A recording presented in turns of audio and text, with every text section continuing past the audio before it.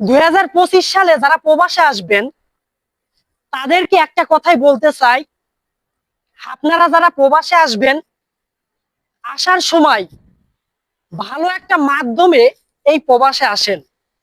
এই কথাটা বলার কারণ হচ্ছে আমি নিজেও 2021 সালে পাসপোর্ট নিজের আত্মীয় স্বজনের কাছে দিয়ে প্রায় 2-3 বছর ঘুরেছি মালয়েশিয়া যাওয়ার জন্য। তারপরেও আমি যেতে পারি নাই, টাকা পয়সা দিয়েছিলাম, উঠাইতে পারি না।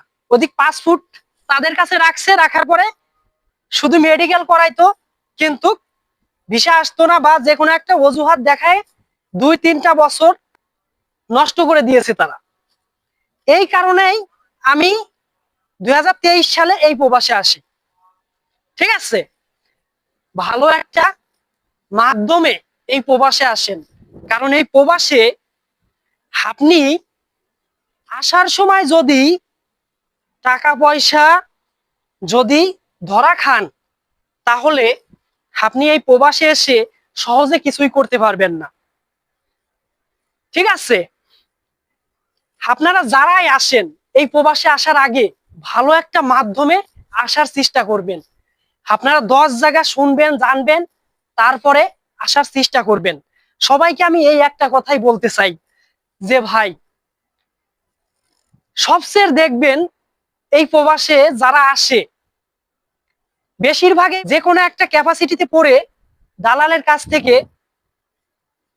আসার সময়, যার জন্য এই প্রবাসে আসার পরে সহজে কিছুই করা সম্ভব হয় না, কারণ প্রচুর টাকা খরচ হয়ে যায় এই প্রবাসে আসার সময়।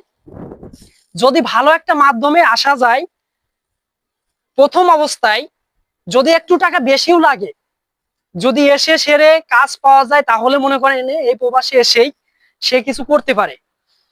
আর যদি মনে করেন যে আপনার দালালের টাকা নিয়ে দেখা গেল আপনার বছরের পর বছর আপনার মেডিকেল করাইতেছে, কোনো ভিসা দিতে পারতেছে না, তাহলে মনে করেন যে আপনি ধরা খেয়ে যাবেন। মনে করেন একবার টাকা যদি দালালের কাছে যায়, তাহলে ওই টাকা আপনি কখনোই উঠাইতে পারবেন না সহজে। টাকা এমন একটা নোট কাগজের, যা যার কাছে যায় তার।